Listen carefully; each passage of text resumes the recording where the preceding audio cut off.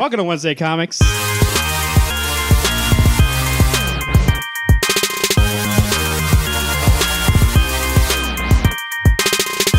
Brought to you by rootsoftheswampthing.com and SuperCon 2018 Return of the Con.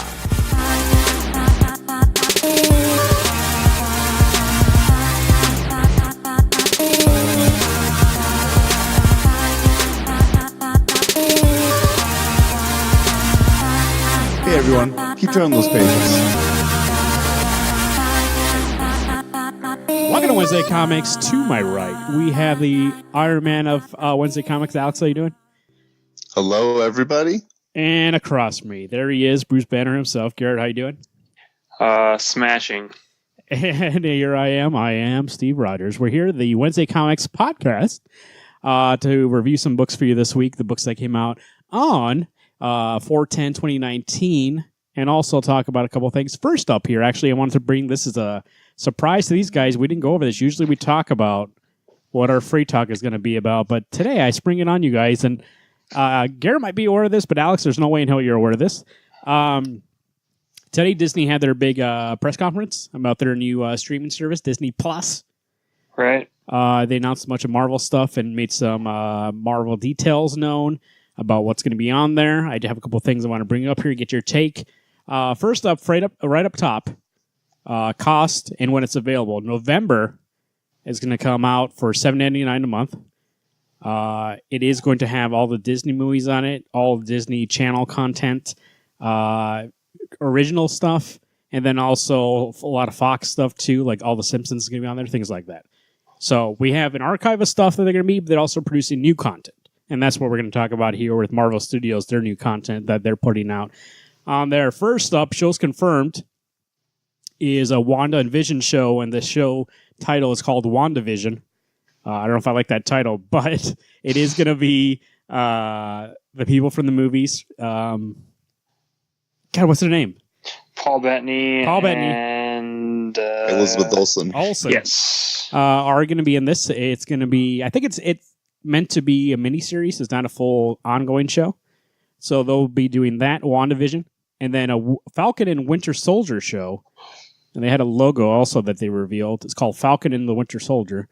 That'll be on there. That also, I believe, is a miniseries. It's not ongoing. And then we have Loki. Loki's getting his own show with Tom Hiddleston. And then a What If show is going to be an animated show with MCU actors voicing their characters, where each episode is just a what if kind of episode like the issues are. So that'll be that. It's going to be what if within the MCU, so it's going to be MCU timeline, stuff like that, and mixing that around rather than just all of Marvel. But here are the things they announced. Captain Marvel will be on the service day one, so it's not going to Netflix anymore. That's the first one that's not going to be on Netflix. Marvel studio actors will be returning for their roles. As I said, here we go. Elizabeth Olsen, Paul Bettany, Sebastian Shaw, Anthony Mackie, Tom Hiddleston, etc. The shows will have ramifications on a post-Endgame world. So Kevin Feige and Bob Iger, who is the president of Disney, also said that post-Endgame that these shows will be important, and they're going to actually use these shows more for like stuff that happens in the shows will be mentioned in the movies, and things that happen in the movies will be mentioned in the show, and they'll be more intertwined than before. I'm guessing because in the past they had Netflix shows, they had a show on Hulu. They had a show on ABC, the Agents of S.H.I.E.L.D. That one probably was the most interconnected because ABC is owned by Disney. But I think because Disney Plus is their own thing, now it's going to be more intertwined because they can control it more, I'm guessing. And so it's being produced and made by them, so they're going to control the narrative and everything's going to be connected. So everything there, they said these shows will be important to that. As you see, though, maybe Falcon Winter Soldier and WandaVision, but Loki, I think Loki has to be, I mean, unless something happens here, guys, Loki has to be like a prequel, right? I would assume so. Hey, aren't you missing one? I'm getting there. Hold on a second. Okay. Well, this article says, but I'm pretty sure I saw it announced, Hawkeye. There's going to be a Hawkeye show with Jeremy Renner and Kate Bishop. They haven't announced. Obviously, Kate Bishop is not a cast yet, but they said this show is going to be basically Hawkeye teaching Kate, and it's going to be the kind of transition show to bringing Kate on board. And then I guess the rumor is then there'll be a Young Avenger movie where she shows up and you're supposed to know who she is already because of the show. So that's what they mean about more intertwined. Like they'll introduce people who show up in the show, and they expect you to like watch that, and then they'll be in the movie. So that here, but I don't know what the tone though. You think that Hawkeye is kind of jokey? You can get that kind of Matt Fraction kind of stuff. I don't know. I think the Jeremy Renner, like in Age of Ultron, he had kind of a more jokey thing. When he's in Civil War, he's a little more jokey. He's not the bro jokiness that the freaks were in that book. But I think he has the option to be that way if he wanted to, be lighthearted when he's with Kate. I guess we'll see. Yeah, Jeremy Renner. I mean, in those Mission Impossible movies, he's not even funny in those, really. I mean, he's good at like one-liners, but that's it. But I mean, I think that's a prerequisite to be in those Marvel movies to make quips. He's only a quip guy, but in the book, he's more funny. You haven't seen his Hawkeye bit on Jimmy Fallon? No, I haven't. You should watch that. That might change your mind. Here's some more details about the service. They will allow you to download shows, so all content will be accessible offline. So if you want to download it in case you're going somewhere with no internet, you can still have that.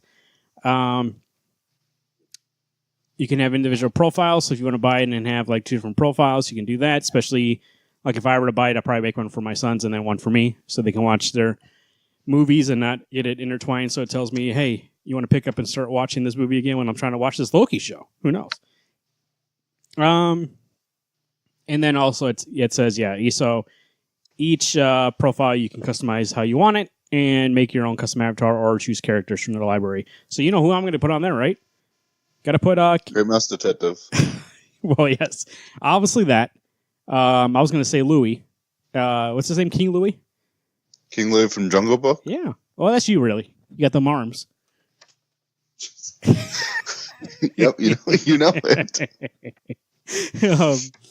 So let me ask you a question about this service. Obviously, it's going to be more on the service that they announced, but it's all like other stuff. Like, anybody ever watch Phineas and Ferb?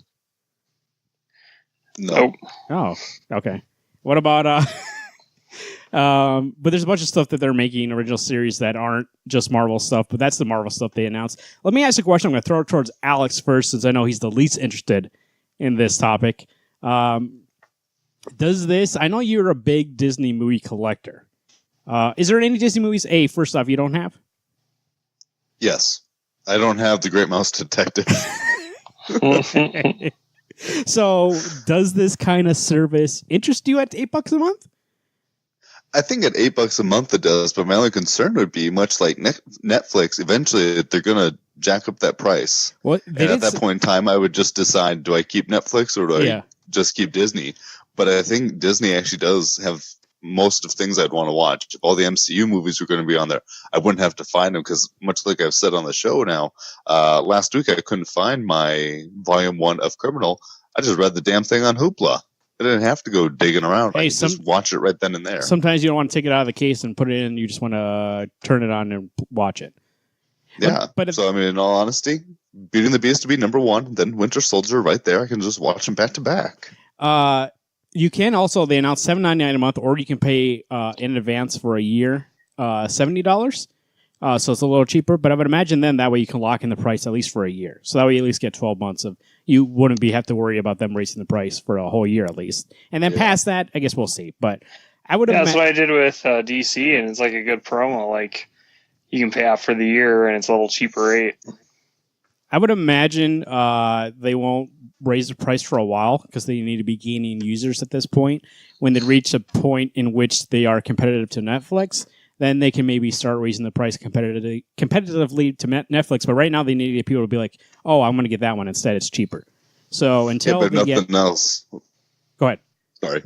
Well, I was going to say, if nothing else, Disney wouldn't need to necessarily jack the price up for the fact people are still going to go see these MC movies when they come back out on the big screen. You're going to go see those first. People are still going to most likely buy them anyway, because I tell you what, I'll still end up buying a hard copy of the movie. They have the option to. This is Disney. They're going to jack up the prices. I know, but I'm also trying to see. Look, I'm actually being an optimist. Going, they may not be monsters all the time. Well, there's also sometimes a thing. They want you to get a taste of that cookie, and then when you start craving it every day, then they're going to jack up the price and make you pay for that cookie. But that's the thing, though. Like, there's a certain price people will pay for something streaming that they don't actually own like that.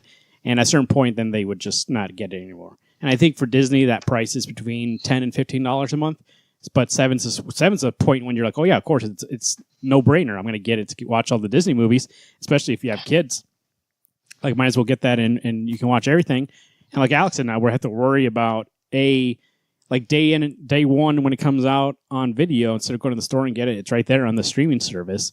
Yeah, like that's a good benefit. But at a certain point, though, when you're paying like $15 a month, you might as well go out and buy that movie. So that's what I mean. Like, there's also a point in which people will start dropping off. So they need to find that sweet spot, especially with competition like Netflix. That Netflix is going to have to start doing more things. It's healthier for us to have a competitor for Netflix. Right now, really nothing else is comparing to it. Yes, the people are like other companies are trying, but Netflix has way more users than all of them.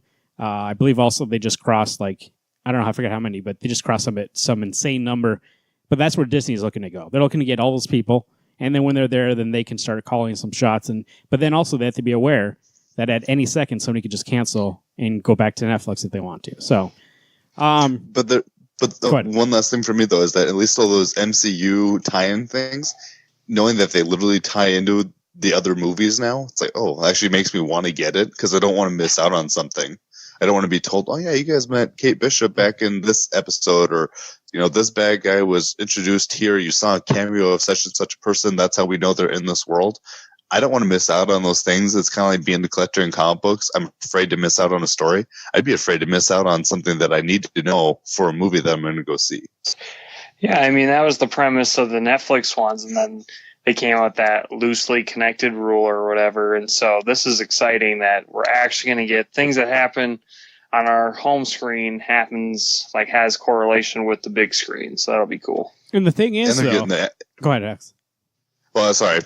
I was going to say, and they actually getting the actors. You're getting Jeremy Renner, you're getting Paul Bettany, you're getting these people that have already established these characters that are reprising again.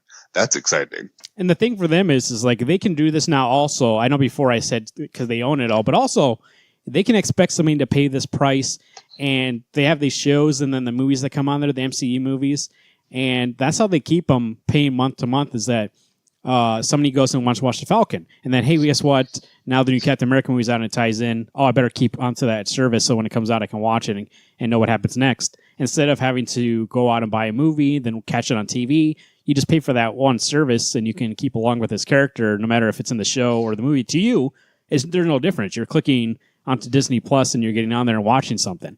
So I do think they'll intertwine more in a way that they want you to watch the shows, like to be like, oh, I got to figure out what happens next. Like Falcon and Winter Soldier go and do something, and then they'll be like, oh, that season is on Disney Plus. That's what that show's about. And now I go, okay, well, I want to watch that, so you can go and watch it.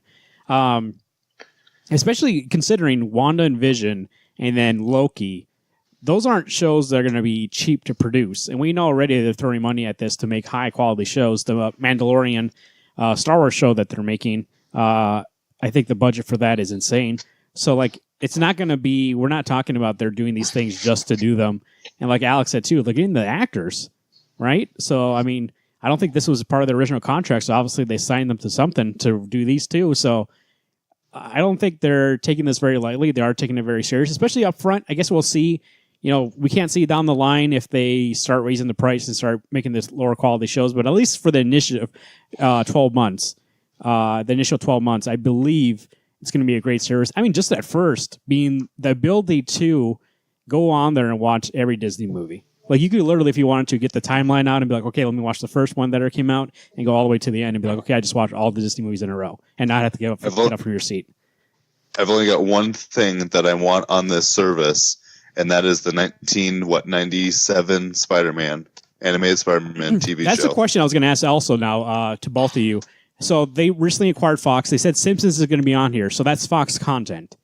So do you think we see, the Fox Marvel stuff on here, and do you think we see that kind of stuff too, Alex, like the Spider-Man and? I think you'd have to.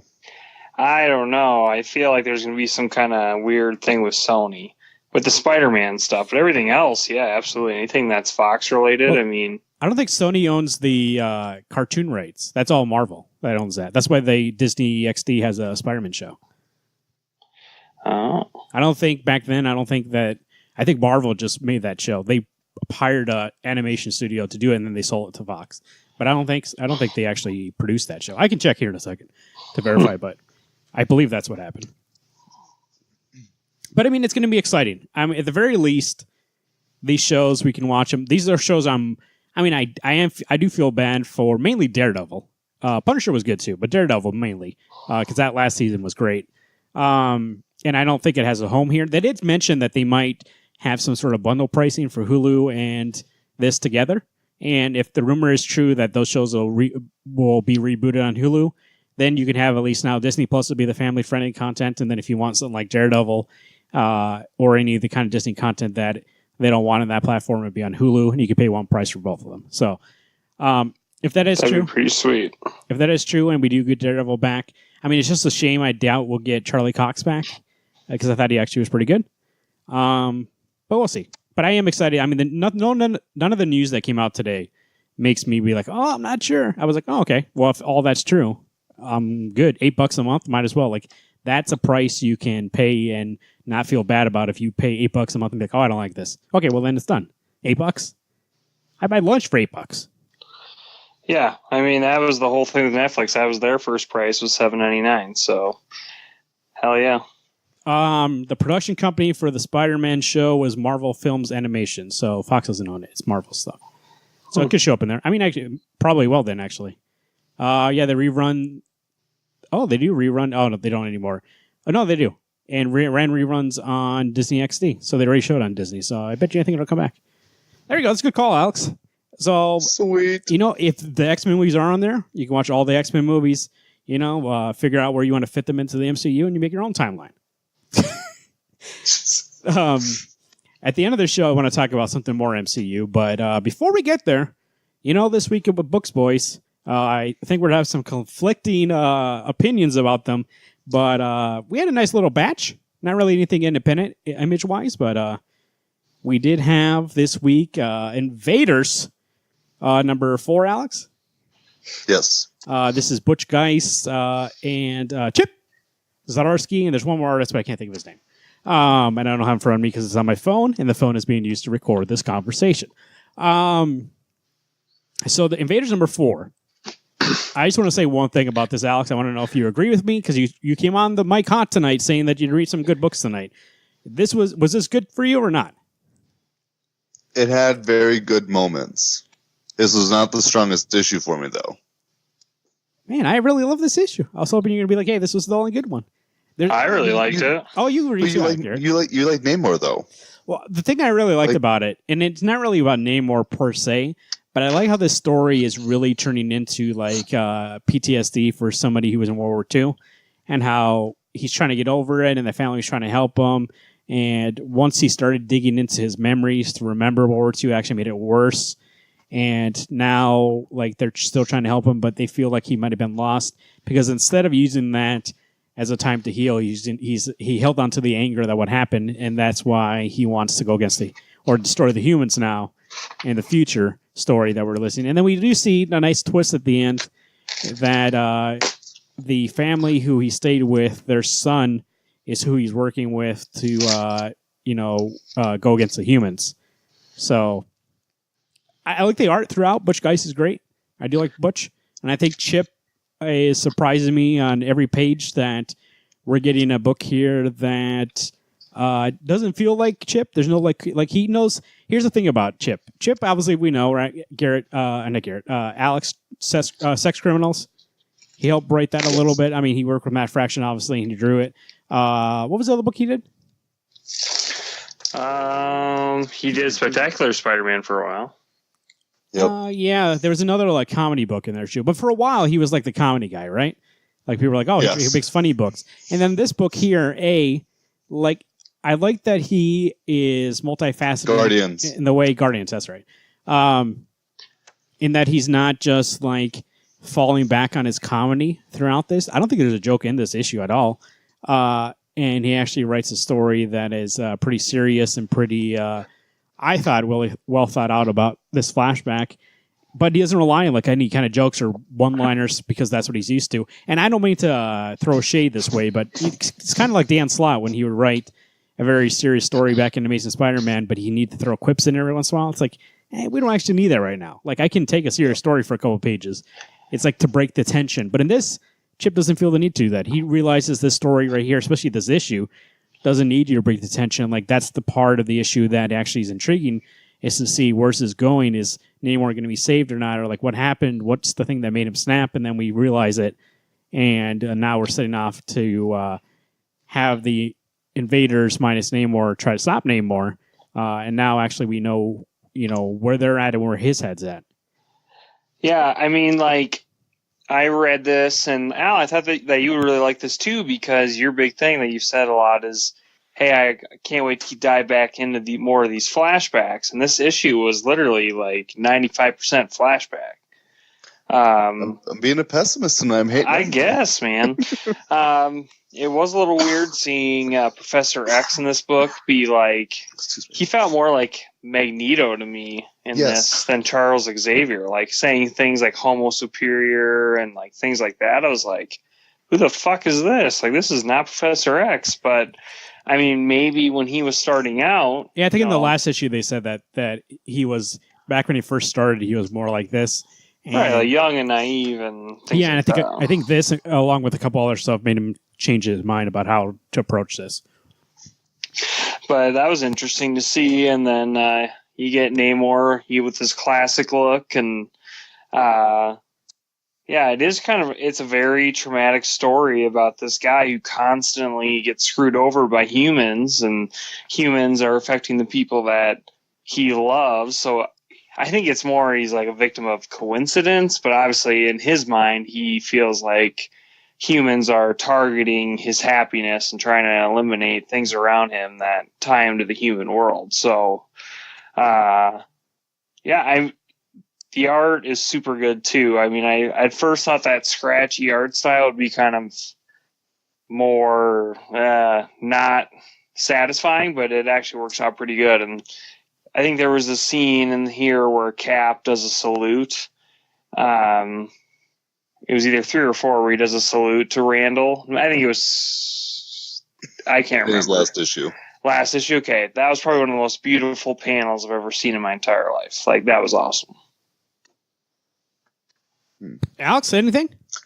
When I hear you guys talk about this book and have such admiration for it, it makes me go, maybe I was being too much of a stick in the mud for this issue, because it was a good issue. There's a lot of stuff that I think a part of it, what threw me off is that Professor X really did seem like a dick, more than normal, where he doesn't seem to be embracing wanting to find these people.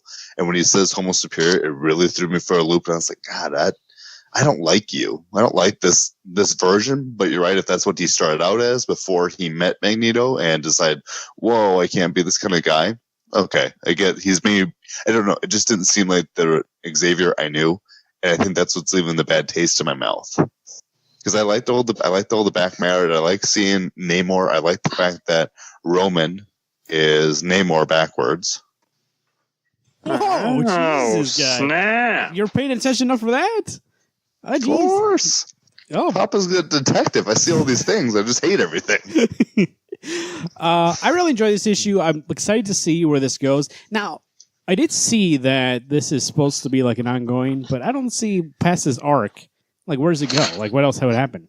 I mean, I feel like this is the main emotional backbone to this whole story, is this Namor story. So once they conclude it, what else is going to be? Just invaders doing missions or something? I'm sure they'll throw some kind of plot element in here that'll answer that for us. But I think right now, the big wow factor of the book is what's wrong with Namor and why does he want to kill everybody? Go ahead, Alex. Well, I think I want this book to go. I love this first arc. I like the focus on Namor. I like the fact that he's kind of portrayed as the bad guy, and for the rest of his team to, one, want to protect the world, but also fix things with them. I want them to become the team that they should be and do missions or start working on the Illuminati again, or just, I don't know. I think the fact that I don't know enough about Namor, I haven't really seen anything where he does a good job, not only being a jerk, but he's also a hero, and that's what I want to see. And then I never get to see Human Torch as Human Torch was back then. So this is a book that has a lot of stuff that interests me, and I want to see if Chip can bring it more than just this first arc. It might also be. I wanted to just go back to the thing I said about an ongoing. It might be mentioned as an ongoing, and then Marvel do its thing where like at issue 11, be like, "Oh, the next issue is the last one." Be like, oh, "Okay," like I thought you said it was ongoing. They like to hide that it's a miniseries until like the last issue, and they actually admitted that one time because of the Garrett syndrome, where they're like, "Oh yeah, people don't get minis because they think why I get a mini? I'll just wait for the trade," and then people don't buy them, so they hide it until the last couple issues. Right. So it might be. Who knows? But this issue, for me at least, I did enjoy. Like Alex said, Namor, love him. I didn't realize that I didn't love him enough to name my kid Roman. But I give this a 9. I think. Yeah, I'm sitting at a 9. It's probably my favorite book of the week. I got to be honest. It was really fun to read, and story was compelling. And by the time we got to the end, I'm like, yes, give me more. Can't wait for the next issue. I'm going to give it an 8. It was good, just not nearly as strong for me as it was for you guys. Alex, what else is on the docket? So we got Catwoman number 10, written by Joelle Jones, art by Fernando Blanco. That cover, beautifully done by Joelle Jones. Inside, looks great. But what a weird issue to get back into from issue 9, which was a flashback of Selina Kyle doing a mission with this crew that she put together, and now we jump back into what was the main story that we jumped off at issue 8. Yeah, so for a second I was like trying to remember what happened last, and I was like, oh yeah, she did that for him, she got the thing, and then she came outside and realized that he was ambushing her and double-crossing her. So it took a second for me to remember. As you mentioned, the art is fantastic. While I do enjoy and would enjoy probably Joelle doing the art, I understand that she probably can't do everything. But Fernando is no slouch. Also, the good panel work, nice colors, nice work throughout. The story was okay, I think. Alex, it was okay. It was actually it felt more subpar, and I don't know if it just didn't seem as flushed out, or it's the fact that we're still on the first arc, but I really don't feel like we've progressed anywhere, and a lot of it has to do with issue 9 was a miss for me. So you get back to where we are right now with Raymond, who is the son of the noseless fake lady who has a zombie kid right now, laying on her lap in this limousine. That was one of the scariest panels I've seen in a long time. With her son just drooling purple ooze. You know what I like about this comic, though, Alex? Even she's been in the background since issue 1, and we're in issue, what is it now, 10? 9? 10. 10. She hasn't really been the main villain at all. I think maybe Catwoman saw her once, if I'm remembering correctly. But she's kind of been in the background, and we kind of see her story. It's also the Beast story in this comic throughout since issue 1. I do like that, though. It feels like it's building her to be a credible villain later, rather than comics like to do this a lot of times because I don't know, because people switch in and out all the time. They can't really have time to do this. And maybe Joelle Jones gets more room because she's doing Catwoman. I think it's only her book, but building this villain so that way when she shows up, we're like, oh shit! Now I know what kind of threat this is, rather than somebody just showing up like they normally do in comics and say, hey, I'm a big threat. I've been around forever, and be like, I haven't seen you. Like, where you been? But there's these little. I hadn't thought about it that way. Yeah, I mean, you normally see that on TV shows, right? You see a guy in the background, like a B story. I'm even thinking back to, did you watch Punisher season 1? No. Okay. Well, there's somebody in the Punisher season 1. It's like a B story, and they meet towards the end, but you have the whole series to kind of build them up. But you really don't see that in comics. In comics, they usually switch as a writer and be like, hey, here's a new villain. He's more powerful than you ever met before, but you've never seen him, and here he is. Well, we actually get the opportunity to see this lady's story, and then eventually she'll meet Catwoman, and we'll have a final bout with these two. But I do like that she's in the background, that we're building to it rather than just showing up right away. It's been 10 issues, and every time I see her, I'm like, there's still that mystery because we're seeing little parts of her life. Like you said, there's creepy parts like that zombie son. And so it's kind of like for her, whenever her stories, I'm like, what the fuck is going on here? And go ahead. Well, you bring up Punisher, but it's making me think of more of the Kingpin from Daredevil, where Wilson Fisk, he's a bad guy, but the build up to him finally becoming the Kingpin in New York is like, okay, you're a dick and you deserve the title of Kingpin because you've done all this work, you've done all these things, all this backstabbing, and you've greased the right fingers. That's what this woman feels like to me. Yeah, so we have these like one-off stories, or not one-off, but this little arc with Penguin. I don't really feel like he's that big of a threat. She like took him down in one shot and ran off. And she's already done it twice. She beat up his goons that one issue, and that was fantastic. 7, I think, issue 7. Yes. So I do like it still. It's still good, but it feels like the main part of the story we're not there yet, like you were saying, because it's in the background. We're building this villain at expense for Catwoman just doing random stuff until we get there. So I don't know. I think. Go ahead. Well, I think what I want is I want another little sub arc. I want 3 issues of her doing something else, and then we can still have that B story of showing what the bad guys are doing. But these last 3 issues have just been kind of weird. You know, we went from main story to subplot from years ago to now we're back to the main story, showing the B story here and there. I kind of want just a little more focus on an arc with that little B story still building up so that, like you said, when they show up in the end and there's this final bout, it's worth it.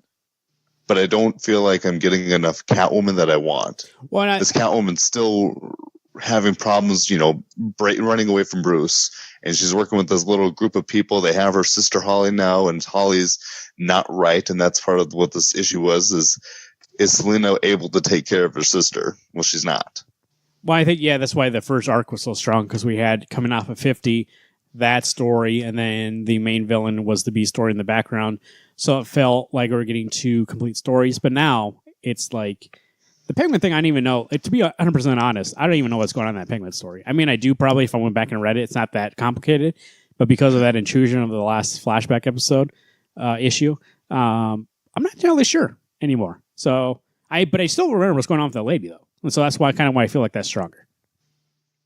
That was a nice 8. I mean, don't get me wrong. I like this book. I think Catwoman is a great book coming out. It's one of those things that I think as a character, Joelle Jones knows her. I just feel like this issue in itself, I didn't get nearly as much Selena as I wanted. It's kind of like when I read Batman by Tom King. I don't always want the Batman. I want more Bruce. And this just felt, I don't know. I've seen a lot of Catwoman. I wanted to see a little bit more Selena and her as a character grow. Yeah, it's still good. I still like it, but I want to go back to that first arc, Greatness. What did you give it? I'm going to give it a 7. It was 7? Good. I mean, it was, yep. 7, there you go. Catwoman number 10, that's Joelle Jones and Fernando. What's his last name? Blanco. Getty. Get it? What do we have? Yes. Next, we have Winter Soldier number 5, written by Kyle Higgins with art by Rod Rice. So, I think I heard that you two weren't fans of this one. How come? Here's the thing.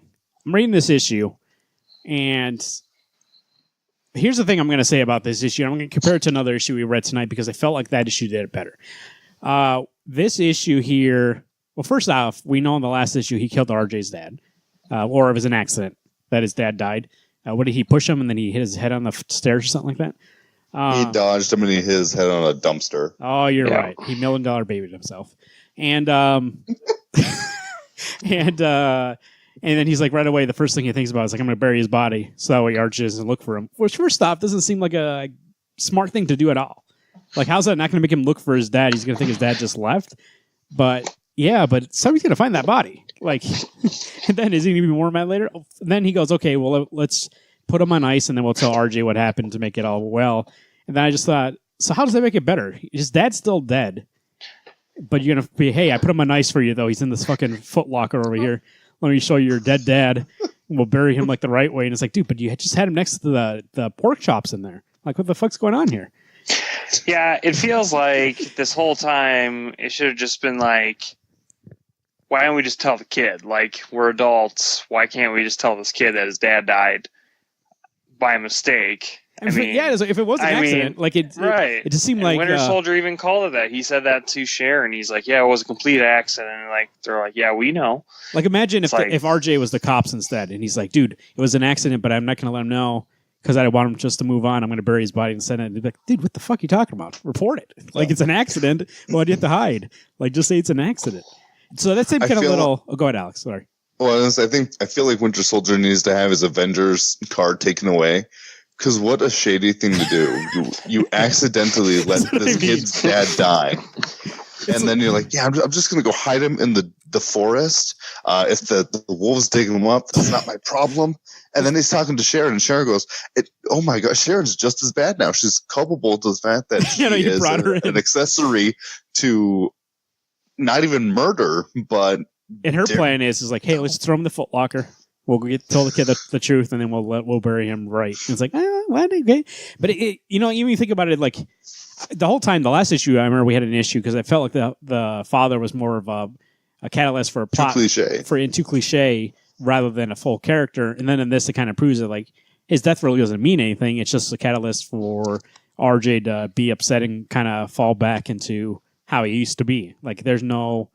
Like, he didn't really have that much attachment to his dad. I know he wanted his dad to like him, and he wanted to be accepted, but he didn't really know his dad. So, like, his dad dying like that, it really made me, make him upset, but is it really going to turn him into that rage where he beat up Winter Soldier like that? I mean, they established in issue, 3 that, some time had passed, and that had become routine to hang out with his dad after several months. So, I mean, maybe at that point, when you're dedicating that much time getting to know somebody, I could see it after not knowing your father your entire life. I guess so. But this issue specifically, 2 things about this issue that I didn't enjoy. Well, that the logic doesn't make sense, and usually I don't care. Like I can make my suspend my disbelief a little bit, but this was like way too far. I was like, there's no way Bucky, the dude used to be in like World War II. The dude's been a spy, and this is what he thinks of. But I hadn't even thought of that. He's a much more trained assailant than that. He used to be a fucking assassin. What do you think he's gonna be like? Oh yeah, let's just bury him here. And I'm like, no, like if it was an accident, just report it. Like I don't. Okay. Well, anyways, this feels like all of Kyle Higgins' last issues, where it's just like, okay, let's wrap it up, and then it's kind of like over. And you're like, is there more to this? Because when we get to the end and RJ like kills that guy with a machine gun, Uzi or something like that. I don't know what he was shooting him with. He kills him, and then Winter Soldier goes, okay, yeah, somebody calls him, and somebody else needs help, and that's where it ends. And I think it's supposed to be like, okay, he's going to constantly try to help people, and he messed up with one, so he's not going to mess up with any more. But it's also like, okay, well then, what's this to say about RJ? Was he going to come back, or is there more to the story? Like, what's going on here? I didn't feel like it was a satisfying conclusion, and that's kind of what I feel like. I felt like with this, I felt like, what was that Russian book? What was that Russian book that we read by Kyle Higgins? Oh, Cold Hand. Cold Hands. I also felt like it was Dead Hand. Dead Hands. Dead Hand. Sorry. It felt like the last issue was rushed for a conclusion. That was close. I don't know. It's just a Kyle Higgins thing. It's like quit writing minis. If you need to write 12 issues, write 12 issues. I don't understand why you got to make 5 or 6 and like rush the end like that. Well, it's also weird that the one thing I was surprised about is the preview for this book at the end of the last issue was that Bucky and RJ were going to have this huge fight, and I was surprised. I could feel the comic book getting closer to the end, and they had still not fought yet, and they literally rushed their conflict to 2 pages. I mean, you just punched him a couple of times. Yeah, and then he's just like, just leave me alone. And Bucky's like, I'm going to run away. Leave me alone. Okay, I guess I'll do that. Well, I kicked down the stairs. That's fair. I watched your dad hit himself in the head. He did 300 him though down those stairs, and that was pretty cool. But Rod Rice's art's great, but that's Rod Rice. Like Rod Rice, I don't think I've ever seen any of his art and be like, oh, that's not good. So that was fantastic. The one thing also, the theme of this is supposed to be kind of like Bucky sees what's happening with RJ and kind of remembers himself. He has a little bit of PTSD from that time and remembers like he killed that scientist trying to help him, and Sharon's trying to help him, being like, yeah, look, it's not your fault though. And so you can tell they want to bring up this theme, and that's kind of what the book is kind of trying to be about. He's trying to right his wrongs because he went through this and doesn't want somebody else to suffer the way he is anymore. But I just felt like it was too apparent and too exploitative in a way. Like it felt like oh, this guy has PTSD. We're Invaders. Invaders felt like, to me at least, Namor, like they did it in a more subtle way, and it feels like it's actually real. Where this feels like, okay, here's the point of this. You're supposed to feel bad. He's trying to save it. Like it literally is a copy of him. and be like, hey, this was an allegory. Like he's trying to make it so this kid doesn't go through the same thing he does because he's damaged because of this now. It's like, yeah, I get what you're trying to say, but also it goes back to that thing. It doesn't seem real. Like it just seems like you're just trying to put a plot point out there. Well, I think the thing that makes me sad is that the first 3 issues were amazing. And I was hoping, the weakness was 4. I thought 5 would fix it. But in all honesty, what I wanted from this book as a whole was I just wanted to see Winter Soldier go issue to issue and help people out. Help get them out of these situations like he does in issue 1 where he helps get that cop who was crooked, was, corrupted, and helps get him out of that situation. That's what I thought this whole run was, to help other people, not just specifically RJ. But to show people there's other things that you can do with your life than to be corrupted or do these bad things. And instead we get stuck with this. This to me overall is a D. And unfortunately this book did not get a good ending, which is all I'm going to remember from this run.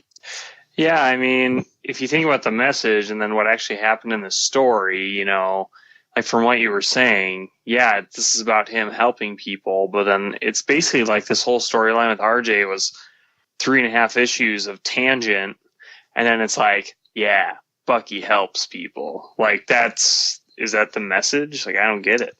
By making sure they do become Winter Soldiers. It'd be funny. It'd be like if he got into an accident and killed the next person in a car, he'd be like, oh fuck, I better bury this body. I don't want people to be upset that this person died. It's like, report the accident, Bucky. What the fuck's going on here? I just don't know why he jumped to that. And then Sharon comes along, but let's put him in a fucking freezer and we'll bury his body later. Like, what?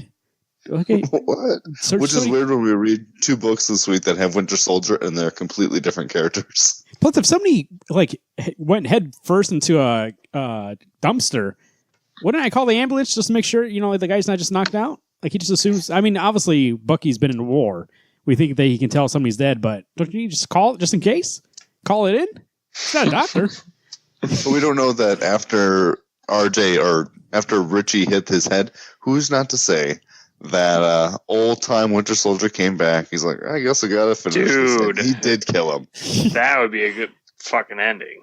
If he picked him up, he goes, oh, dude, I think he's dead, and he picks him up too much force and snaps his neck and goes, his neck. Okay. I think now he is. It's like college humor. No, he just went to sleep. Or he's burying him and he wakes up and he turns around to talk to Sharon and the shovel hits him in the face and kills him. Oh, fuck. He was still alive. Let's put him in the freezer, Bucky. I got some, creamsicles in there and we can talk about this over some creamsicles. This was like a 5 for me, which was crazy because the beginning, we loved this book. And I actually, until the last issue, it kind of soured. But it feels like that's what, and it shames me to say because Cal was so strong, and Hadrian's Wall was like, it was good, but also again the ending kind of didn't land it for me. And then as we go on, like these books are great starts, but where's the ends? Like I don't understand why. I got to go back to him boxing himself into that 5 to 6 issue thing. Like make it a couple more issues and work it out. Well, Marvin, if you remember with Cal though, they had planned to do make a shit ton of issues, but they weren't getting enough sales. So they just kind of stopped working on it. So technically, he was only halfway through his story, so we would never tell if that actually was going to end super greatly. That's what I'm saying. That's a better conclusion, and we didn't actually get one. So I mean, and maybe that's what he is. Maybe he has a little bit of he's a little fearful about that now because he did plan something out long term and it didn't work out. So now he fears going past 6 issues, and so he only does now 6 issues. Yeah, but it feels like he pulls his punches at the end. He has this great story to tell you at the beginning. The first half is always spectacular. Then he gets to that downward slope, and it's like, why am I getting less story than I should be? Why aren't you keeping the suspense? Well, that's what it is. The first couple of issues expand on character, and then it's just plot, plot, plot, plot. Here's the end. And it's like, okay, what? Like, and now it feels like their caricatures just going through the A, B, C plus A, B, C, D plots to get to the end, just so you can be like, here's a story. I'm like, no, like, what was the beginning is how we do it. Well, that just makes it even worse when you see him do that, and then you don't see his next project for months. Yeah, I don't know what he's doing next, but I mean, the first couple issues went will be great. So, did I mention already 5? I give this a 5. I'm going to give it a 4. I'm going to go with a 6 only because of Rod Reich's art, and I didn't find the story unbearably pointless. Again, the plot was just very plot heavy, and I mean there's no character development at all. So I mean, yes, the storyline of RJ and Bucky ended, but it doesn't mean that it resolved. It literally just ended. So 6. There we go. Batman number 68, right, Alex? Garrett? Yes. 68. Yes. This is Tom King, Amanda Connor on this another step into the nightmare world. I think it's part 6 of Nightmares. Part 6 of Nightmares. This is an issue where Batman is having his bachelor dinner and Catwoman is having her bachelorette party. And it turns out she's just having it with Lois Lane and he's just having it with Clark Kent, kind of hinting back to that issue we had where they went to the amusement park together. That's the only friends that they have. So this issue was kind of another one-shot in this Nightmare world. What do we think? Garrett, let's go right to you. Since the beginning, I believe shots were fired. What were you thinking? Yeah, go ahead. I mean, we're retreading ground now, even though it is a dream.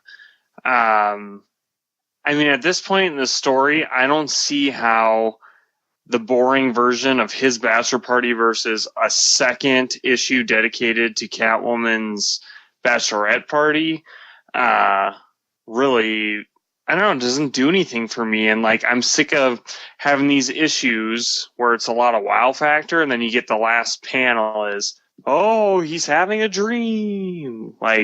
Okay, what else? That's all that's happening. We're just seeing a bunch of bullshit that ends in one panel of Batman screaming ah, and he's just hanging upside down, having a dream, having a bad nightmare. I don't know. The one thing that I did like about this issue is because it makes me think of the previous issues. I think we're supposed to think about how Bruce and Selina's bachelor and bachelorette party actually happened when they told that story already. And I don't know. And then there was some weird shit with Lois and Selina basically going to their version of a strip club, which happens to be Superman robots at the Fortress of Solitude. That whole bit, hated it. You don't like that? Sexy Superman? No, stupid. 3 of them stripping? Stupid. Robodong. Garrett, stupid. Don't lie. That is your dream every night, too. No. Alex, what do you think? I think, unfortunately, not unfortunately do I agree with Garrett, but yeah. This run of Nightmares is getting longer and longer and longer, and I care less and less and less. There's still 2 issues left. I'll admit 67 was an amazing issue. What a great looking book. But when I read this book of 68, I just go, what the hell am I reading? Who gives 2 flying craps? And what am I building up to? One, I don't need to be reminded that Bruce is in a chair or hung upside down or whatever by the Scarecrow. Where is this book going? And where is these guiding lights that he keeps having? Because Clark isn't telling him anything that's important. Clark doesn't even seem like Clark. I mean, none of these characters seem like themselves, and maybe that's what the nightmare is that, oh my gosh, I'm all by myself. I'm ready to be done with this arc, or I'm ready for this whole big spiel that we're being shown to finally make sense and to add up to something. Alex, what did you say a second ago? Who is this for? Who gives a shit? What? I didn't think this issue was that bad.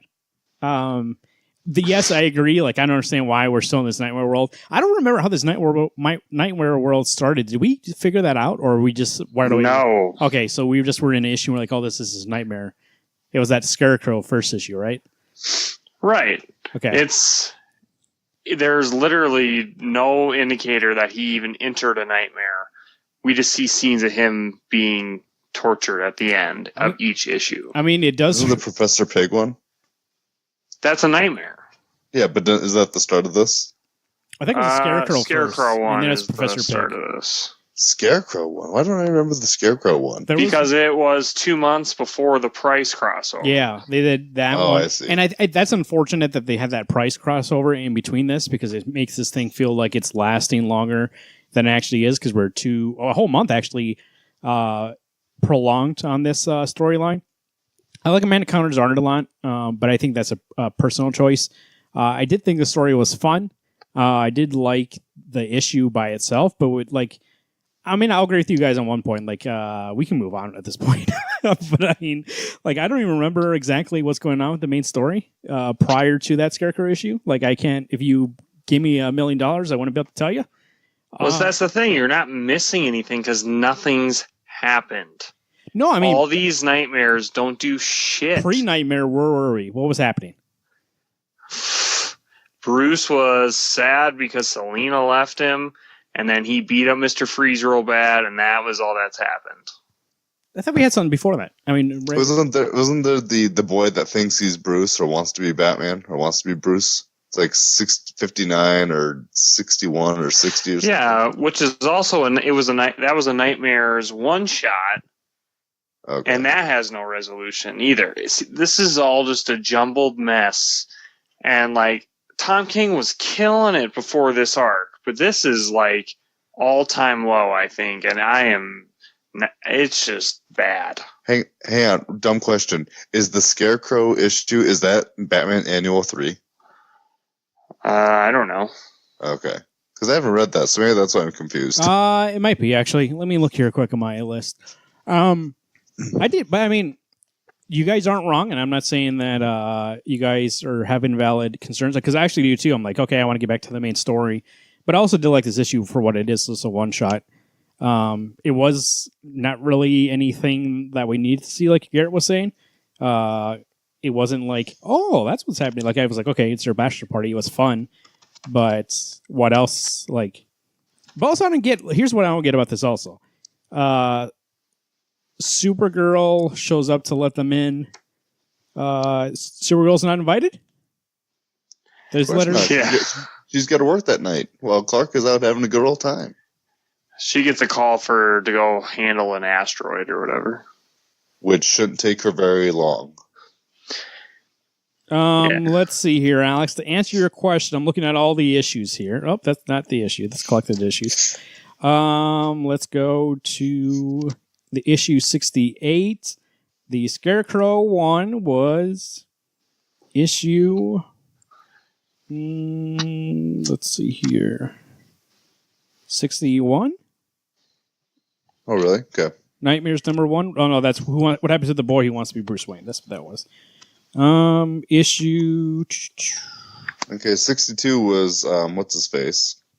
Was Professor Pig. Oh, here's the annual. Is this No, that was about Alfred, the annual. Okay. So it must have been 60 then. Yeah, I don't know. I've never seen Scarecrow though in one issue.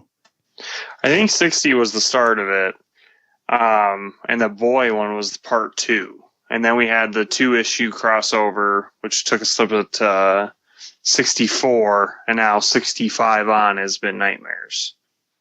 No, you know, I just realized, I don't know how this happened. Issue 60, 61, 62. I never got those issues.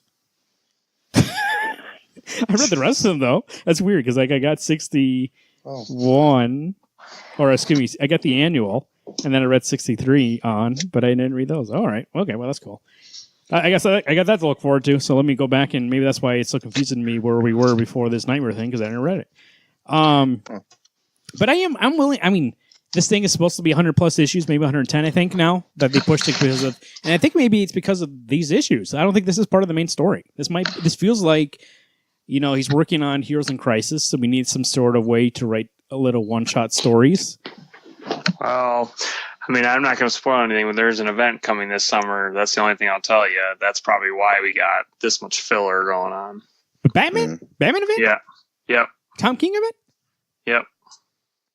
What do you mean don't spoil? Where did you see that at? Do you want me to tell you? Where did you see it at? What do you mean don't spoil? Well, DC just announced it. It's part of the Year of the Villain storyline. What is it? Okay, DC announced it. That's not spoilers. DC announces shit. Let's go. Okay. So, I think the event is called, City of Bane or something like that. It's basically Bane takes over Gotham City again, and Batman's trying to defeat him. Ah, Dark Knight Rises, huh? Yeah, so it's like, I don't fucking know. And then they got that, the Justice League event, and then they have the Superman Leviathan event. All right. Well, I mean, this issue was, for what it is, it's fine, but within the context of the whole series, it definitely is not a high point, but definitely I don't feel like it's a super low point. So I give it a nice, it really touches that 8, but I think it's mostly the art and it's just fun. But once again, like, if somebody gave me the choice, like if they were like, oh, this is just a side issue, like if this was not tied into the main story and just was a side thing, I probably would skip it. But I mean, I don't feel bad because I do enjoy Tom King's writing. That might be a little biased of me, but I like the way that he does write, and so that for me was fun to read. But that's why I feel like I'm not getting Tom King. Tom King can usually leave a great message in each issue. Believe me, and I just feel like if we weren't 3 months. If we weren't getting Heroes in Crisis, I would probably be more angry. But I'm getting my Tom King serious fix over there right now. So. Yeah. I give this a 5. I'm not satisfied. This is like if you saw like a graph, this would be a low dive right now. Alex? I would agree with you. Good. This is a 5. There's nothing in this that interested me. This doesn't feel like Tom King. Because, like you said, usually there's a nice little bow that reminds me of that. Okay, there's a lot of thought going into this. This just felt like a big filler of an arc that I don't care about. I didn't feel like it, maybe because they're within Batman's mind, and this is how he sees Clark. Clark was a little stuck up and a little too proper, and I was like, oh, that must be see how Bruce sees him, though. Like, he was like, do you need any help with how to deal with a marriage? And he's like, oh, like, and it's like, dude, like, have more confidence in yourself, Clark. You're Superman, man. But I did like the line. The line I do love, and I think it actually is probably the best part of this issue, is when he's like, I like being Superman, but I don't like having to be Superman. And he said, but you don't like being Batman, but you like having to be Batman. And I think that was a great line and a great examination of those two characters. Being like Superman, he likes to help people, but he doesn't like the fact that he has to save all these people. Like, but he's live in a world that's peaceful. And then Batman doesn't like to go out in the Batsuit. He'd rather have had his parents survive, but he does love being able to go out there and punch people in the face. So, well, wouldn't we all? I got one weird question. Yeah. So, when Bruce and Clark get the signal to go to the Fortress of Solitude, how did Bruce beat him there? Obviously, Superman picked up the ship and flew him there. I mean, he didn't use any jet fuel. You know, the man is expensive jet fuel, so he's like, Clark, fly me there. It's also his dream, and he's very competitive, so why would he lose to Superman when he could be faster? That's true. Okay. Sometimes in dreams, you just show up somewhere and you're like, I didn't even know how I got here. So that right there is the nightmare in itself. Actually, usually in dreams when I try to drive something like that, it doesn't work. So I don't think I've ever driven a car in my dream. So that might just be me, though. Probably. You guys ever driven a car? Every day. Let me ask you a question. In your dreams, can you dial the phone? Can you dial the phone? Dial. Oh. Every time I try to do it in a dream, like, it messes up and I dial the wrong number. I have to do it again and again and again, and I never actually dial anybody. Dude, maybe you're in the Matrix. Yeah, Alex, what else did we get? We got Detective Comics number 1001, written by Peter J. Tomasi, art by Brad Walker. This is my pick of the week, at least for the books that we got for the show. I forgot where we were at to begin with. Arkham Knight, dude. I know, but I was thinking Jim Gordon, so Arkham Knight's talking to his homies, all of his henchmen. We're going to go beat the Bat. Of course, everyone's going to say that at the beginning of the book. But Jim Gordon is at the GC Park. He's like, oh my gosh, look at all these dead bats. Guess who he calls? He calls the Bat himself and goes, hey, I got a lot of dead bats. And he goes, do you want me to keep some of these for you? Of course. Bruce wants to dissect them and look at them. Because guess what? Bruce has got a whole shitload of dead bats in the cave. Right there, it reminded me of Swamp Thing number 1, where all the birds are falling out of the sky. And it made me sad. The question I have, Alex, he's supposed to be the world's greatest detective. Within seconds of those bats dying, I'm like, okay, there's probably some sort of sound they can hear that nobody else can hear that's killing them. And then it takes him forever to figure it out. He's going to dissect them and shit. And he's like, look at they're probably hearing shit. Well, he's trying to make sure it's not just a vibration. Maybe it's a fluid or something like that got in their system that caused them to do this. But when he goes to find Francine Langstrom, when she turns into a she-bat, her ears are bleeding. The bats didn't have bleeding ears when they died, at least from what I could tell from the panel work. But she can't seem to stop her ears from bleeding as she flies to the bat exhibit at the zoo. Well, if you think about it, bats are a lot smaller, so they die instantly, whereas Francine's a grown woman, so she's not susceptible to death yet, but still she's going through immense pain because of the ear-splitting noise. I suppose you're right. But it's also like humans can't hear that high of a frequency, so he has to investigate why these bats are dying without actually knowing the cause. But I would assume the world's greatest detective would have seen blood coming out of their ears. I mean, I realize they would have died instantaneously, but it still would have been the same effect that it has on Francine. It's just taking a longer time for it to kill her. That their eardrums would have burst, or whatever is happening to them. Well, exactly. We don't know bat anatomy, so who knows? Did I not just tell you bat anatomy? Do bats have eardrums? I don't know. Yeah, that's why when they open their mouth, their ears close, so that they don't deafen themselves as it goes through their vocal cords back out, and then they close their mouth, and that's when they pick it up. Well, You're arguing with the Animal Kingdom expert Alex over here. He's Craven Hunter himself. Actually, the Brad Walker art I really do enjoy. He did an arc on Aquaman and towards the beginning of that run. I did enjoy that. And this tier 2, I do like it. It's kind of like a roundish, cartoonish feel, almost like the animated series. Not quite. It's a little more round and bulkier, but I did enjoy that, especially the scene when they are dissecting. Batman is dissecting the bat. Something about that I did enjoy. Maybe the wide panel work for that. And just seeing Batman be a detective, like trying to figure out this thing that's going on, even if, like I said, he was, like Garrett said, he's testing all conclusions. Got to deduct and figure out what's not happening to figure out what is happening. Well, wasn't that refreshing, though, to finally read a detective book that's about detecting? Which, actually, I would say even at the beginning of Tomasi's run in 994, he has been doing that, which is just really refreshing because if I'm getting a book called Detective Comics, I want to read about a detective. What do you guys think as two people who know about the Arkham Knight? What do you think about that Arkham Knight intro?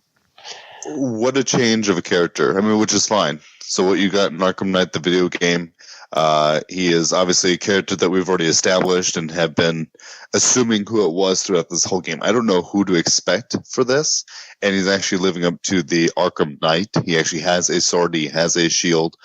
His henchmen are quote-unquote knights. I actually really enjoyed it. It seemed not necessarily on the nose. I liked that all the villains always have, this thing that they do, this quirk that they have. Excuse me. But I wasn't expecting to run into Arkham Knight this first issue and go up against Batman. Yeah, with the video games, it's so much like that Arkham Knight is so much driven by revenge, whereas this Arkham Knight is driven not necessarily by revenge, but more by thinking that Batman's not doing the job right. So in that way, he is... See, I don't want to spoil the Arkham games. People already know by now who it is, but... I would assume so. Yeah. It's not going to be... Jason? Yeah, okay. It's not Jason Todd. With Jason Todd, he becomes like an anti-hero when he becomes Red Hood. He's willing to kill to accomplish things. And so this Arkham Knight is very much like that, but he thinks he can do it better than Batman, even with his flawed code. He already has an army basically ready to attack Batman. And the really cool bit is like he forges metal for these knights, and like the metal's really thick and doesn't have any openings, so Batman can't hurt them. but they can hurt Batman real bad. And that was kind of cool how he was analyzing that in his thoughts. Like, that's what I was going to say. I can't really fuck them up, but they can fuck me up pretty bad. This Arkham Knight, what I did enjoy about him, the bad thing was to get Bruce's attention. It's kind of almost like a calling card, be like, I'm going to kill every other bat in the city and only one bat left to kill. And then he uses those arrows, which Bruce was like, these arrows actually penetrate my armor, and they cut his cord. He goes, cut his, what do you call that, Alex? Or just grab no gun cord. Yeah, and he's like, there's no way that should have been done that, but let me go. I got to fight these guys. I can't think about that. And the guys, like Garrett was saying, they have armor that he can't pierce. And then at the very end, he shoots up a thing and makes it not night anymore. He makes it day. And that way, Bruce is kind of out of his element, because usually Batman, you don't see it during the day. And he takes him down at the end of the book. We have him underneath his boot.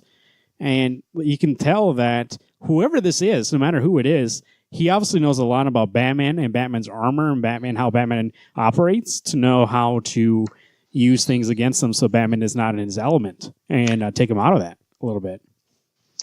I'm really glad that by the end of this issue, like, they're already having a conflict instead of, like, what's happening with Bane and Batman, like, it's going to be forever before they actually meet up. So that's really cool that right out the get-go, they're already confronting one another.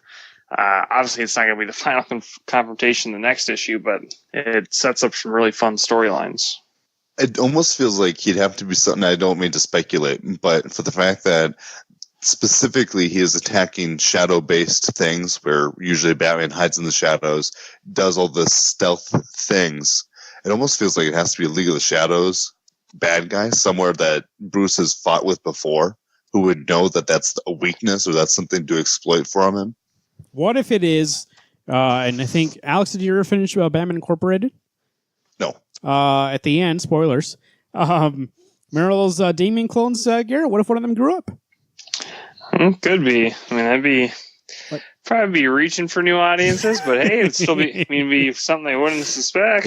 I mean, it'd be Batman's son, and that's why he wants to take him down. I don't know, but that made me think about that when Alex was like, it might be the League of Shadows, because he would have grown up with, Ra's and Talia as his, parents. Not parents, but, people he looked up to. Well, I guess his mom. Well, it would make sense when they would get the ability to kill all these bats. Aren't the henchmen all bat-related things? Or bat serum dudes? They were so enhanced in some way. But we'll see. I am glad I picked this up for kind of what Garrett was saying. In Batman, we kind of get the Tom King, where we see Bruce Wayne kind of examine that psyche. We kind of get that long-term storytelling that Tom King kind of planned out over 100 issues. But in this is the other aspect of Batman that I enjoy, is the guy, who has all these sweet gadgets, who does detective work and likes to be the Batman. Like in this one, there's no qualms about it. He's like, okay, I'm the Batman. Like, let me be the best Batman. And it's kind of like an action detective story, and it's not really super heavy. And I actually do enjoy getting both sides of Batman. So I did enjoy it, actually. I'm surprised. I'm going to keep getting it. This is a solid 9. I love this issue. Yeah, I would agree. 9. Really enjoyed it, and then this is going to be a fun next 1,000 issues of Batman. Yeah, I'll give it that too. 9s across the board. This one is on par. This one and Invaders for me fight it out for my picks of the week, but they're both kind of different. So you could ask me tomorrow, and it could be this, it could be Invaders, who knows? But fantastic work, Detective Comics 1001. Oh, Garrett, do you have one more? What was that? Well, what's the next issue? One more book. We have one more book. Yep. I was about to wrap up, but I forgot. Yep, we have Justice League number 8, written by Dan Abnett, with art by, I'm trying to read his name, Daniel Sampier. I just want to clarify, Justice League Odyssey. What did I say? You said Justice League. Oh, you have Justice League Odyssey. Yeah, all right, so Marvin, you don't get this. I jumped off when Dan came on board, but as Alex said on the forecast, he said actually it's pretty good. He enjoyed the last couple issues, so maybe I'll get back on it. Let me know how it is. Yeah, I mean, I just read the last 3 issues in a row, and I actually really love it. Dan Abnett is one of my favorite writers. He does know how to tell a really compelling story. What I'm really impressed by is Darkseid, in the last couple issues, especially this one. Darkseid is just such a great villain, and he is trying so hard to get these heroes to be on his side that you almost get convinced yourself that his cause is just. And you're like, but it's Darkseid. You can't trust Darkseid. But he's just constantly, he just has this like silver tongue where he's like, no, you need to help me, else everyone will die. And he has some of the team falling for it. I love the monologues from Darkseid in this issue. When I see this Darkseid, this young, more, I'm going to say confident, and that's probably not the right word, but this Darkseid that isn't, what? Manipulative? Yeah, manipulative. I would agree. He knows how to use that tongue. He knows how to talk to these characters. It makes me think of Thanos, Josh Brolin's Thanos from the MCU, where with the things that Darkseid wants to do, it's like, yeah, it's a horrible thing that you want, and yet you think you're doing it for the right reasons. And in all honesty, you probably are. You're trying to save worlds and lives, and if there isn't a world to own or a someone else to overtake, you have no reason for living. This is a scary Darkseid, and it's impressive that Cyborg, who knows best, still is like, I don't think we can trust him. And then you've got Starfire, who goes, yeah, we can't trust him, but we need to trust him as of right now. He's the only option we have. Yeah, I mean, Starfire has been also dealing with a lot. She comes 2 issues ago upon the rotting city of Tamarin, and her sister comes upon her literally just arriving there and is like, look what you've done by not protecting your homeland. You are as much to blame as the people who actually took out Tamarin. So there's like a civil war between Koriand'r and her sister's name's Commander, which I thought was pretty cool. But actually what we find out is that Commander is kind of in cahoots with Darkseid. So this whole plot to get Starfire over the edge and to do something that will help Darkseid set up this, what's it called? Secroput? Yeah, it's basically he's creating a new apocalypse. Yep. He's creating a new apocalypse that he can go back to doing the same old thing he used to. And how that saves the world, it really doesn't, but he's really convincing to Cyborg, Starfire, Green Lantern, and Azrael that this needs to happen, otherwise this big blue energy god, Ekron, will rule the world. So that kind of big epic thing where someone's like trying to control the universe, that part of it's kind of like, kind of wish there was a bigger threat than that as a villain. But he is scary because like literally at the end of last issue, he almost kills Darkseid, and that was pretty haunting to see. I'll admit, the first 2 issues prior to this, I felt were better. This one was good, but I almost had the thought process going, do I care enough to continue to get this? I'm on the fence. It has good moments, but I'm almost tired of spinning our wheels doing the same stuff again. Well, is it really the same stuff though? I mean, well, I'm getting to that where it's like, yeah, maybe I haven't seen these type of things before, but the last 3 issues, all I've heard from Jessica is complaining that I'm almost out of power. I can't get my power. Okay, it's like, you guys need to prioritize. You want to find out what Darkseid knows, but before you go pissing somebody off, maybe you should go leave the ghost sector for a moment and recharge your damn ring. Dude, I would keep getting it just because all the stuff with Darkseid is so compelling and like new, unlike anything you've seen from Darkseid. I think it's worth it for that alone. It's also kind of cool to see like Cyborg really step up, being a leader of this team.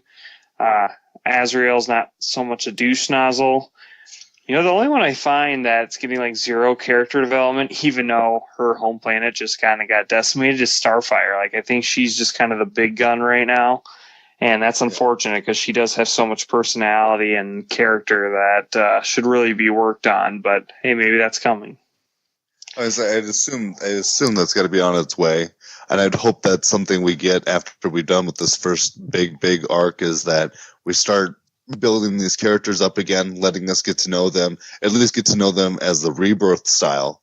Because, like you said, Cyborg finally has a good station of he is the team leader, and he isn't just the technological version. Starfire isn't all over sexualized. They actually have her be a strong character, and she is a very, very big gun for this team. Jessica Cruz, I haven't read enough about her, but once they finally get her damn ring charged up, I'm sure I won't have a problem with her. I would give this issue an 8. I liked it. I liked reading it the last 2 issues, and I'm definitely on for the next one. This really cool Dark Side issue. I think I'm going to give it a 7. I mean, it wasn't horrible. I did feel the monologues by Darkseid, even though they did build up what he wants to do, seemed a little. They drew on for too long for me, and I get that's the bad guy motto. I got to talk to make you want to do something.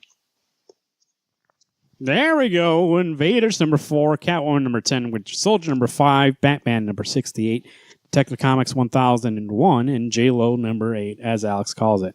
Of course. Those are the comics that came out this week. Make sure you pick them up. Where are you picking up your comics? Like I said in the past, wherever you want to pick them up is fine with me. I am not your keeper. For the feature of the show, we are going to do a little CBA. If you're new to the show or forgot what CBA is, that's Comic Book Association. I throw out a couple of topics. We talk briefly about it, kind of get our thoughts on it, and we move on to the next one. Very quick shot topics. Stuff that couldn't fill a full feature, but hey, all of them combined can fill up a feature. So here we go. First thing on the board here, I kind of want to see, this is the thing that's a big question mark. Yes, we do know some things about it, but what do you think? Let's start with Alex over here. Post Endgame, what would you like to see from Phase 4 of the MCU? I think my biggest hope for Endgame is the opportunity to see the mutants, X-Men, get brought into the MCU. And let's face it, I think we all want to see the Fantastic Four get reintroduced and have a movie well put together. I think that's my only thing I really want to see because I don't know what to expect. And I'm one of those people that even earlier in the show when we're talking about things that are coming out after Endgame, I'm like, oh man, not that it's necessarily a spoiler because maybe those things are preludes to what we're getting. But it's like I want this movie to not be. It's already huge in my head. I don't want to spoil anything for me to know past it. Much like I know Spider-Man's coming out after it. Does this go to both of us or just go ahead, Garrett. Okay. So with the whole Fox thing, Kevin Feige actually said they have a 5-year plan for that to kind of start incorporating them in. So I know they won't be right away, but again, has anything that guy said ever been true? I mean, he's trying to throw you off left and right, so who knows? Dude, they film stuff for the trailer, so it's not even in the movie. So right, exactly. Take it with a grain of salt.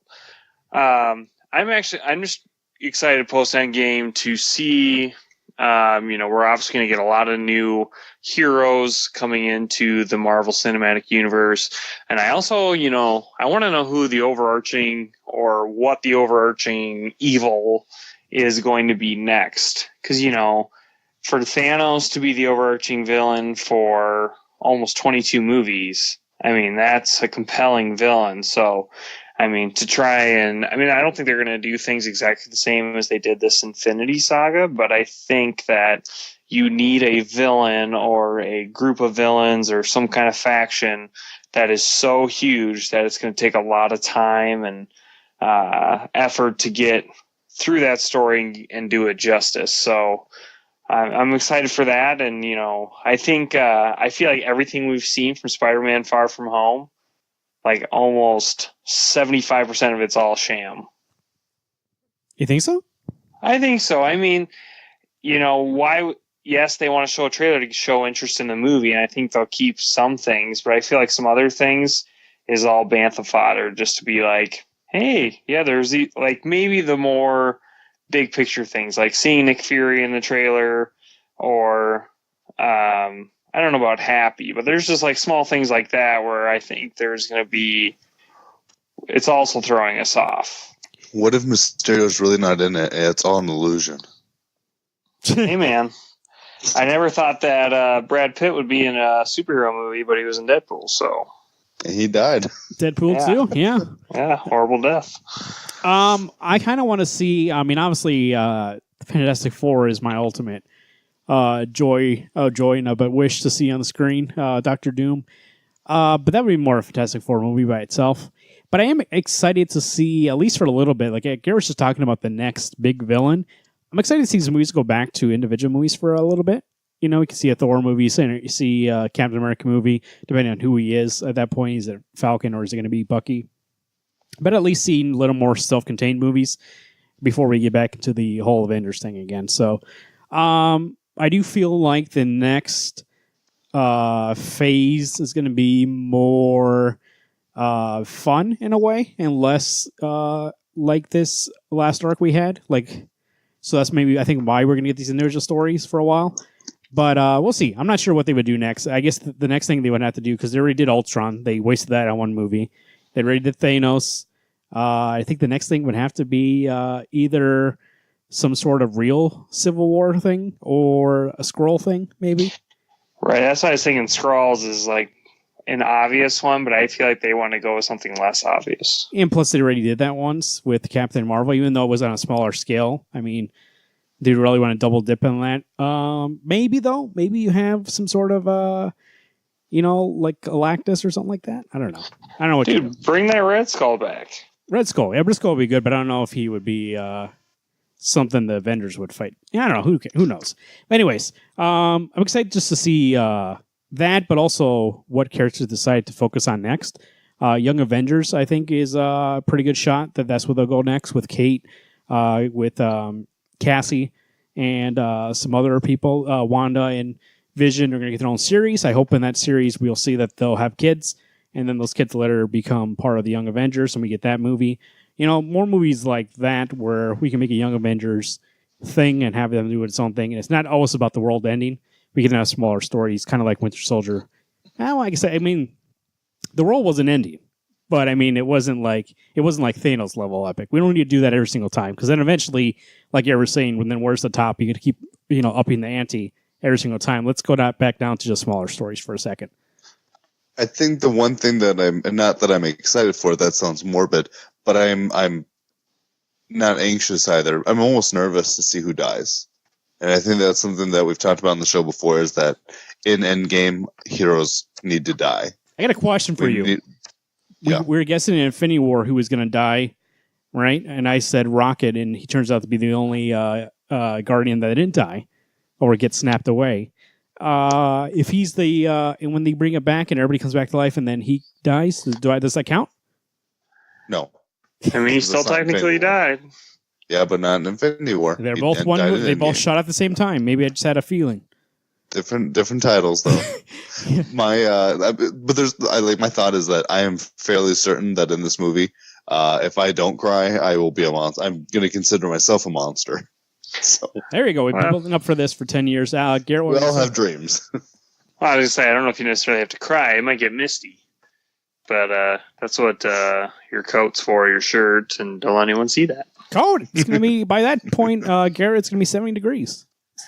Dude, don't even jinx it. Like, you better just screw off right now. Garrett, I have a question. This next topic is for you alone because you're the only one who gets this. But I am curious to see how's it going. How's that DC Universe subscription service going? It's going really good. I think the next big thing, I watched a couple episodes of Titans. They did announce some cool news today that the cast member from Game of Thrones is going to play Bruce Wayne in the next season. I can't think of his name. Yeah, in the Game of Thrones, he plays Jorah. Yeah, the guy that plays Sir Jorah Mormont. Khaleesi. That guy. Okay. Right. Guy that gets the scabies. Or whatever disease he gets. Gray skin. So that's cool. I've heard Doom Patrol is rocking it right now. I'm waiting for all those episodes to get out, and then I'm gonna binge watch through that. My hashtag SOS1 has been watching them, and he says it's really funny. And he's never read any Doom Patrol ever, so that's pretty interesting. That something that's not so common is like a big hit. So I'm excited to get into that. And then Swamp Thing's next, right?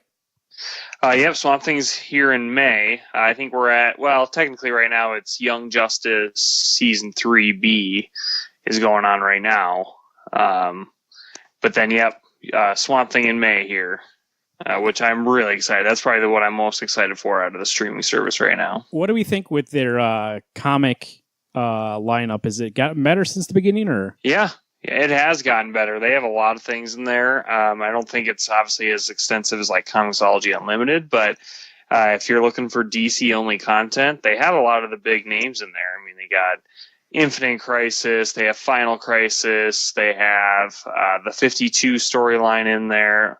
A lot of things that I'm surprised they've put on there so far. So, the catalog keeps getting bigger, and that's exciting because I'm hoping it gets like Marvel Unlimited big. Speaking about that, Alex, this is going to be for all of us, but Alex, I want to hear from you first because I have a very specific question about this topic for you. You mentioned a while ago, in this episode a while ago, that you read Criminal on Hoopla. How's your Hoopla adventure been? What about with the digital? How's Alex doing with digital comics? It's actually been very good. This is a shout out to Sergeant America. I am on book 3 of Manifest Destiny, so I'm about 13 issues in. I'm using Hoopla like my job. Like, it's my job. I read Criminal. I was going to read Grass Kings, but that's by issue. I thought, Papa needs a little more experience reading on this. It's great. I mean, when I'm rocking my daughter to sleep, or if she's already sleeping in my arms, I can read a book. The weird, crazy thing for me is that I was so harsh on why would I want to read on my phone? Why wouldn't I want to read on my phone? I've always got books on me. Yeah, so I've always got books on me. And Alex, I wish that I had more rentals, though. Yeah, that is true. What do you get, 6? Yeah, I've got 6. Yeah, sometimes if you fly through books, it's a little bit less, but sometimes if you get a nice size one, then you can catch up. But I was going to say, Alex, actually, I think you hit the nail on the head, especially for people who need to do it in those little moments.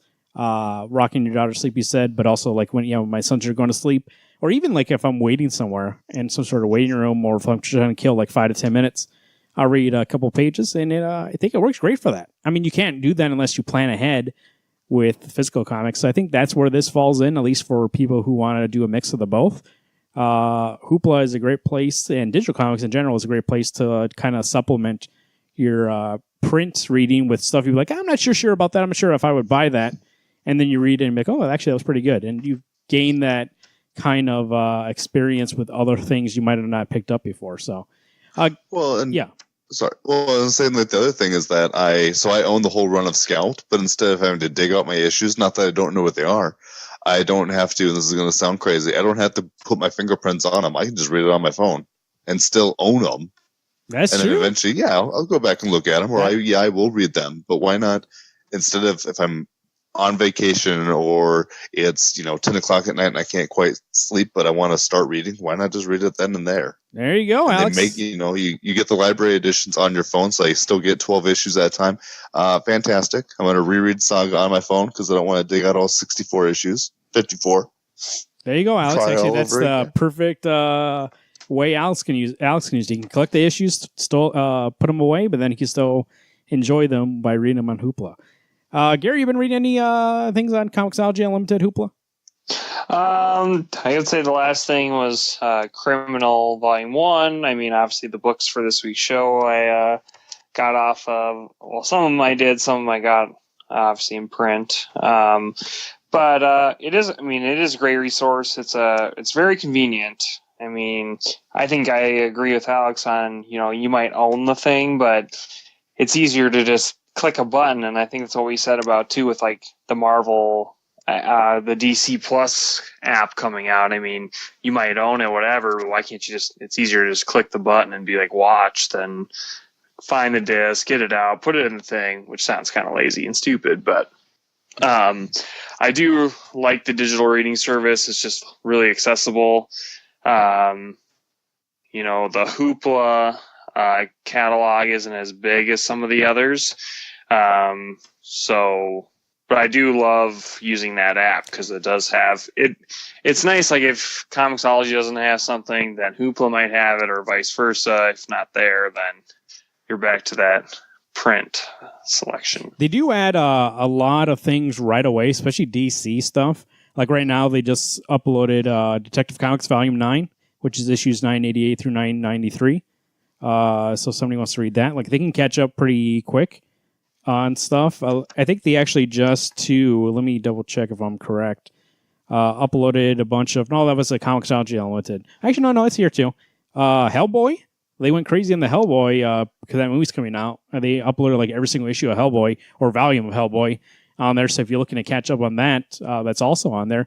But those aspects that Alex was talking about, but also I mentioned too, like being able to hear you guys talk about a book and then pick it up and read it, or even the criminal thing. I have it here, and I picked it up on my phone because I was at work. And I was like, oh, let me start reading this book. We're going to start talking about it soon.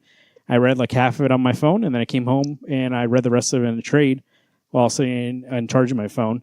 And it's just nice being able to go back and forth. It's just convenience about it. And with anything, it's convenience of being able to experience these books and not, especially Comixology Unlimited. I mean, not to push somebody towards digital, but if you become part of that, you get a discount on new comics. And now that I kind of moved towards digital, like it makes that experience less. Because before, when it was full price, it was kind of like, do I really want to do this? But ever since I found out that, it kind of makes it okay for me. It's 15% off. So, like, I mean, it's okay when I pay $3.20 for an issue that's $3.99, and it might not seem like much, but when you buy, like 5-6 issues, that's a couple bucks. So that's another issue I can get. So, speaking of which, I wanted to get your guys' take. We talk about it every once in a while on the show, and every once in a while we know that you're reading something that maybe we don't talk about on the show. What's your backlist look like right now with books and trades? Anything on there right now that you're trying to get to? For me, it's I'm Criminal. Since I read that first one, I kind of got. I've been hooked on Brubaker and Phillips for a while, but I just have never read all of Criminal, so that's probably where I'll be heading next. Is Volume 2 of Criminal. Right now, I'm reading Manifest Destiny on Hoopla. I'm going to read Fatale by Brubaker and Phillips. I've got a whole fleet of.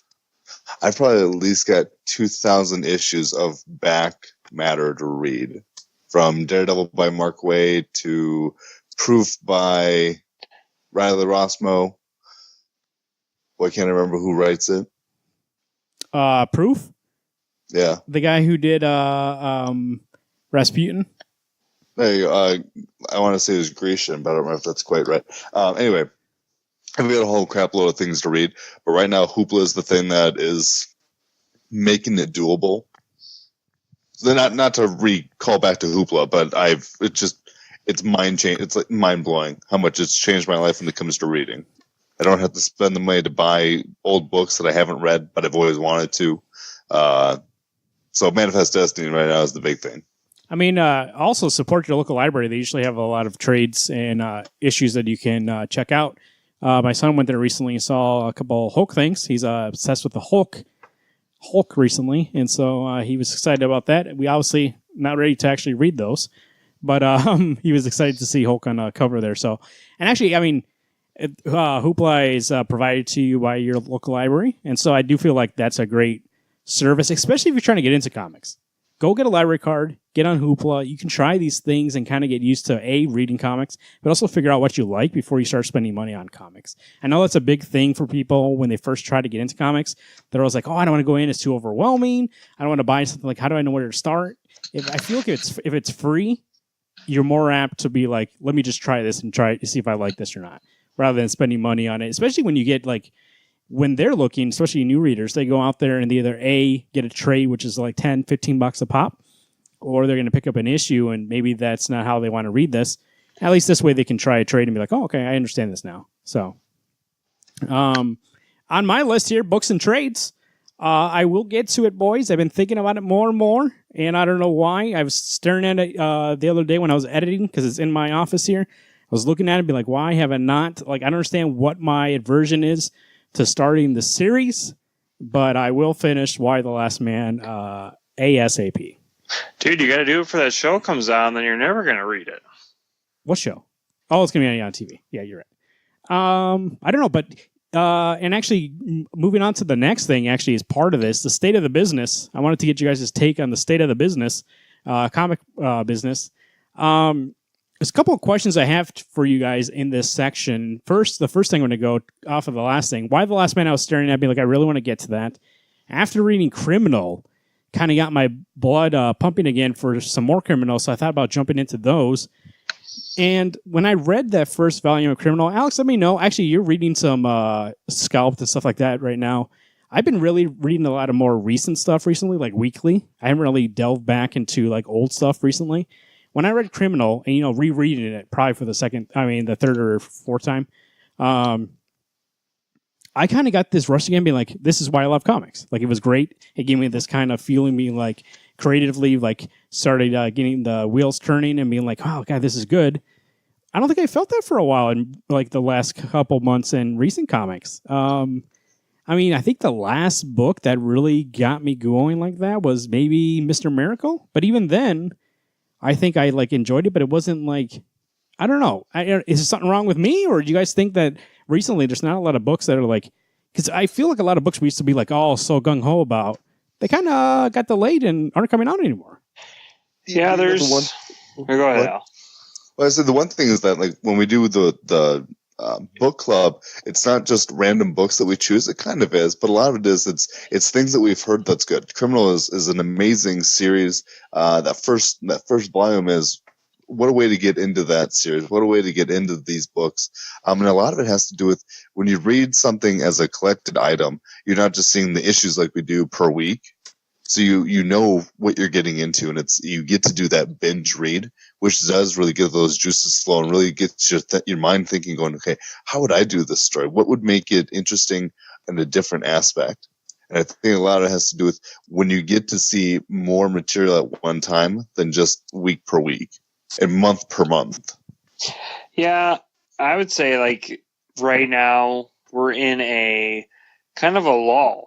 I mean, you're right, Marvin. So many books are being delayed and pushed back, and it's just like maybe you're trying to do too much. I remember a couple years back they had like a keynote speaker talking to comic book industries.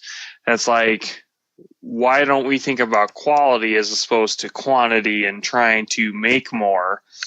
If you make a quality piece of work, people will come. And I feel like we're getting that a lot less. Like, think of it like Batman Creatures of the Night. You guys remember that? Like, It hasn't even finished yet. And I have no idea when that last issue's or the last two issues are coming out. Because I think only the first two have come out. No, first three came out. First three came out. But still, the fourth one, when's that coming out? Yeah, exactly. And it's like Doomsday Clock. I saw it got pushed back another 5 weeks. And there's all these things being pushed back. And I think the next thing on the horizon that I think is going to be worthwhile is Hickman's run on X-Men. But, I mean, come on, let's be honest. We know Hickman, that book's going to be delayed 1,000,000 times over as well. So, not to fight you on it, but I have a feeling that if that's going to be paying work, he's going to be on that like stink on a skunk. Yeah, I mean, I agree with Alex. I don't think Avengers was ever delayed that much because he was getting a paycheck. Yeah. Okay, well then fine. I mean, but I'm just thinking of like Black Monday Murders. That still doesn't finish. Yeah, I know. 2 years. So. I mean, that's what I was thinking about today. Was like that book, Lazarus in a way. Even though we just got the quarterly issue recently, but Black Magic, books like that were like. And so, I mean, this we know is on a break, right, Alex? But I think Saga is the last book that used to come out on a monthly basis that got my, and I want to put it this way, actually, that made me not sad only, but like it touched me in my emotions, right? There's no book that recently has made me sad, I don't think, or really like made me super pumped or made me really angry. Like I remember talking about, Royal City did that for me, but it was kind of towards the beginning of the issues, not really the end. Saga, definitely. I think, Alex, we talked about a couple issues that really hit home. But also Vision by Tom King. Like, that one really... and a little bit Mr. Miracle. Actually, a lot of Mr. Miracle. But I feel like those are the last few things, and they're also very rare. I feel like there was a period of time when we had like Southern Bastards, we had Saga coming out, we had East to West on a consistent basis, we had Black Magic, Black Science, Lazarus. Like that was a prime.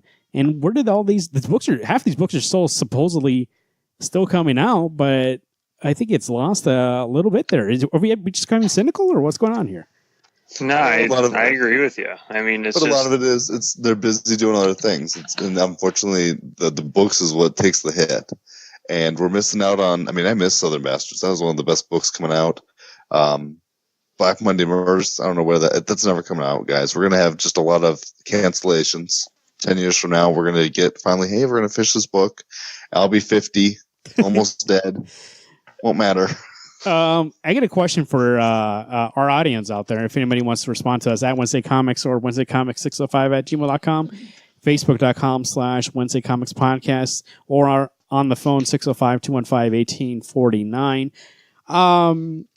So for a while, like that period I was talking about, there's some great creators doing some great work, and now I don't feel like there's any young creators kind of picking up that slack to fill in those gaps. Is there some books we're missing? Should we be reading some stuff? I know Alex is getting on board with Manifest Destiny. He's catching up on that to see how that is. But are we missing something here? Like, is there some book coming out right now that you think is amazing? I'll check it out. I mean, I'll see how it's going.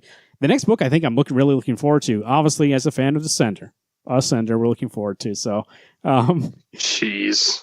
But actually, Gideon Falls, when that comes back, I think that's the only book coming out right now that I'm like, every time I read it, I'm like, this is fantastic. Like, creatively, it gets my mind going. I'm like, oh, fuck, how did they do this? The art's fantastic. The story's fantastic.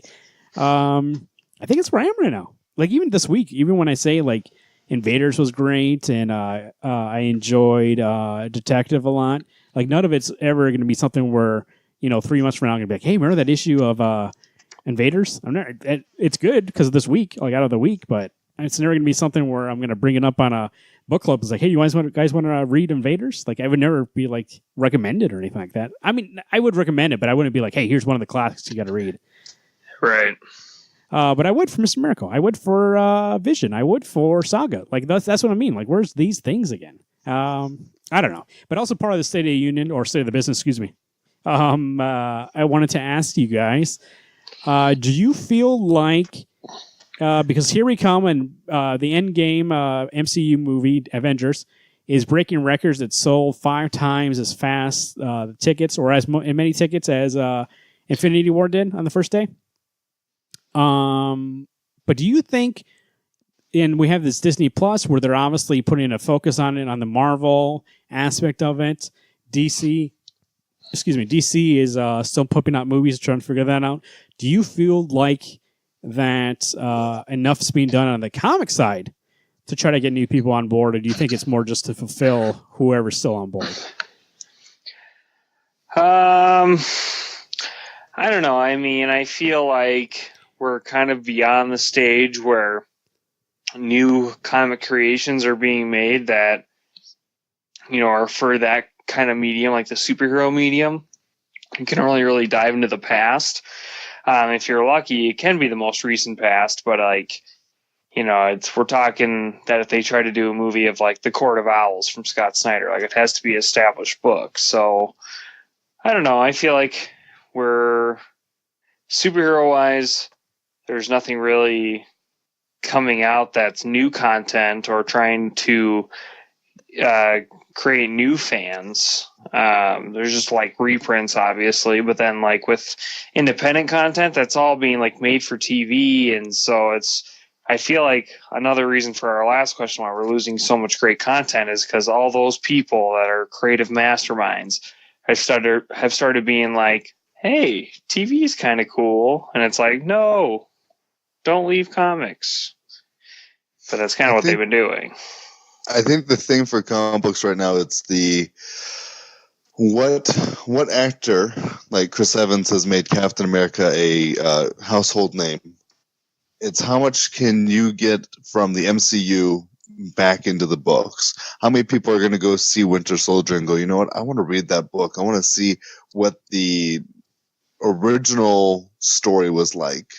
How How many people are going to go back and read Infinity Gauntlet before they see Infinity War for the 100th time?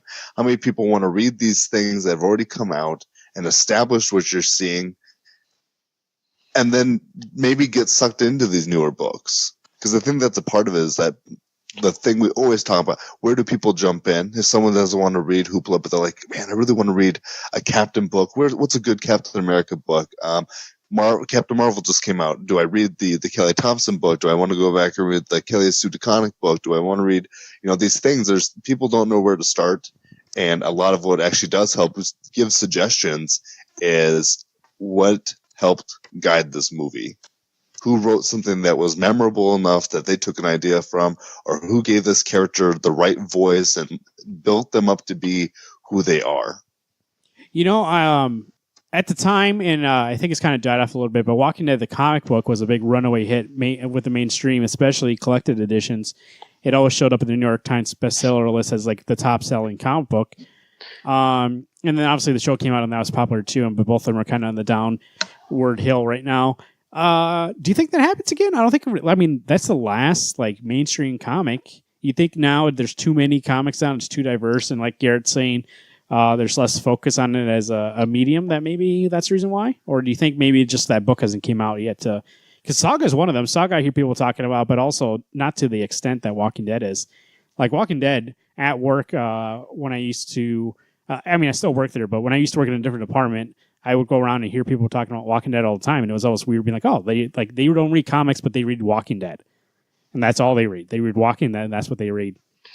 I don't think there's a book like that anymore, where people just, that's all they get, because they're like, oh, I like Walking Dead, I'm going to get this comic book. But they don't read comics. They just get Walking Dead. I don't think Saga is like great, and I think with the comic book community, it's like a book that everybody reads, but I don't think there's that mainstream thing anymore. What do you think that is? Do you think it's accessibility to this kind of books, or? I think you're right, though, that it's too many comics are out right now. Like, if you think about it with Image Comics alone, like that used to be when a new Image 1 came out, like so much promotion for it. You would know pretty well quick if that book was going to be successful or not. Now, you're basically getting a new number 1 every week from Image, whether it's a mini series or a new ongoing. And some of the concept, it seems like this started out as a great think tank, but now they're running out of ideas. And so it's kind of getting like more and more cliche every time there's a new number 1. It's like, what if it's a super genius that helps solves crimes, but is a good guy? It's just like things like that. Like, I don't know. I think the only thing for me is that it seems now that comic books aren't written for comic book's sake. They're written for, can this become a movie? Can this be a TV show? How much money can I make off of this in a different medium? But I first need to come up with a story for it. I think, unfortunately, we're getting a half-assed story then. Because you're not getting it necessarily for what you're creating it to do. You're hoping there's a big paycheck at the end of it. So it doesn't seem as honest. It doesn't seem as... it almost, to me, feels like a sellout move. That none of these books are written for being books like Saga. I'm sure eventually that may become a TV show. Maybe it will become a movie. But I also think that Brian K. Vaughan knows how to make this book as amazing as it has always been. And that's why they took the year off, is that they could get some rest. They could be with their families before they get focused back on for the next 54 issues, 100 issues, however many issues they plan to make.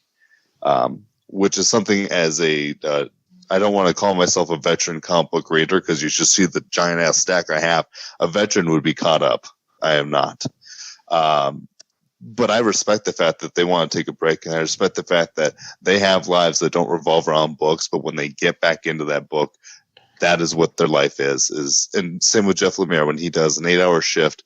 This is my job. I write books because I like writing books. Alex, I think actually part of what I'm feeling, you just nailed right in the head there.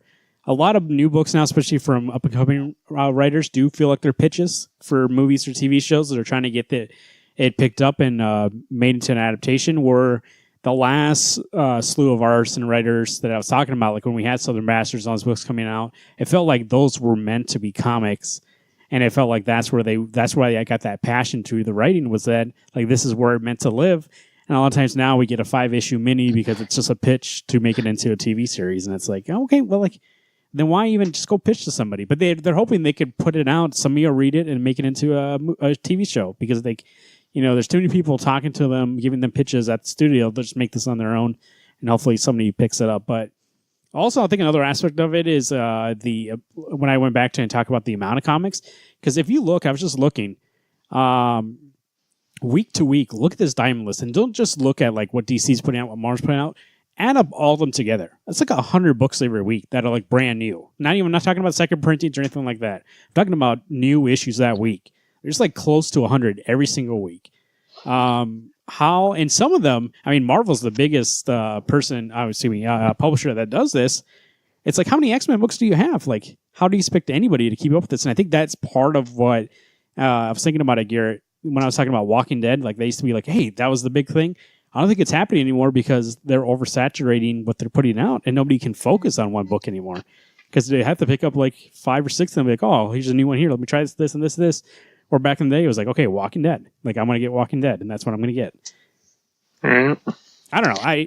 The reason why I keep bringing this up, and I brought it up a lot on this podcast, is that I feel like I used to hear about comics outside of our group more from just people being like, oh, yeah, I read this one book. Like, I read this book, or I read this book, or yeah, I've read that. But nowadays, it feels like it's just, our group, not just me, us three on here, but also #GetSos1, or people we know from the comic shops, stuff like that, they talk about comics. But beyond that, like, I don't hear anybody outside of our group be like even attempting to read comics anymore. And I'm hopeful that that's just because maybe they're not bringing it up, but people know that me and Garrett do a comic podcast where we work. And I don't know about you, Garrett, but I don't think they always be like, oh, okay, that's cool. Like, and then they like kind of ask you questions about comics, but you realize that they don't read comics. But it used to be for a while, be like, oh yeah, I read this. What about this? Like, I want to get into it. And they used to ask questions about trying to get into it. I don't think I haven't been approached like that in a while. Yeah. I mean, I just think we live in a world where there's just so much content that, I mean, there might be something that you find special, but there's a million other things that are just as special that maybe you don't know anything about. And then it's just like, okay, so there's just like too much stimulus. When we started our comic book fandom and like our doing this podcast, that was probably the end of an age where, you only had Netflix and your Hulu. Now we have all these different streaming services. We have these exclusive TV shows. We have all these things, movies. And, how many superhero movies are there in a year now? There's like 6 or 7. So there's just so much content that I don't know if that's just going to be a thing anymore. Like, it's going to be hard, especially for us since we are so in it, but it's going to be hard for us to be able to find new things that we don't already know about that sound interesting and compelling. You know what? Actually, Garrett, there we go. That's the thing. What I'm going to say. I mean, that's the perfect answer to this. There's not going to be any Beatles anymore because there's so much music nowadays. They all have smaller fan groups, and that's what it is. There's going to be no more culture phenomenon like Star Wars because every other month we have a blockbuster movie coming out that makes $1 billion, and there's never ever going to be a book like The Walking Dead where everybody's talking about it anymore because we have 100 issues coming out a week, and nobody can focus on that, let alone, like you're saying, all the other entertainment that's coming out. And right. I think that's what it is that we have smaller groups of fandom now rather than everybody talking about one thing. And so we're all turning into lead dents from Tokyo Ghost, man. Before you know it, we're going to be completely dissociated from reality. There we go. Wednesday Comics 605@gmail.com. That's the address. Send us an email. Let us know what you think. Any new comics you want us to check out, let me know. Not to say I don't love comics anymore. I just need somebody to, the pilot light's kind of going a little low. Let me throw some fuel on there.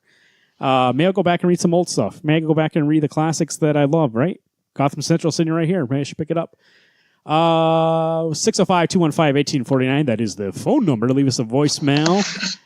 Wednesday Comics on Twitter. That's at Wednesday Comics, at Alex Pastrello, at Karat2188, and at Marvin_Salguero. Facebook.com/Wednesday Comics Podcast. Also find us on YouTube. Search for Wednesday Comics, and we'll be there for you to say hello.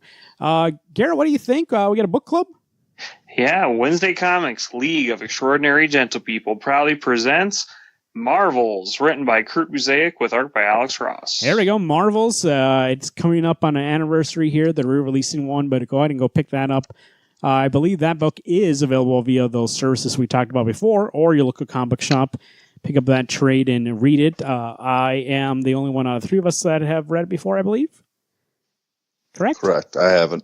I haven't read it. And it is fantastic. That might be one to put that fuel on that pilot, Garrett. So good thing you picked that one. Rootsoftheswampthing.com, definitive source for all things Swamp Thing. On Twitter at DC World Swampy. On Facebook at facebook.com/Roots of the Swamp Thing. Make sure you check out rootsoftheswampthing.com to get up to date on the Swamp Thing before that series comes out on DC Universe. And you can start watching it in May. It's going to be based on the Alan Moore saga, The Swamp Thing. We are getting anatomy lessons as an episode, they said. So I'm excited to see how that turns out. Looks good so far. Everything I've seen of it. So I'm looking forward to that and see how that is. I'll probably dip my toes into DC Universe to catch up on a couple of those shows and let you know how they are. Especially Swamp Thing. I think that's what I'm holding out for. And then I'll get in there and watch some things. You know what, boys? Good show. Yeah, a lot of conversation. You know, we're not in the same place tonight, but I feel you in my heart. Outside, it's December. Well, it feels like it. Jeez. April 11th. Outside, snow came down.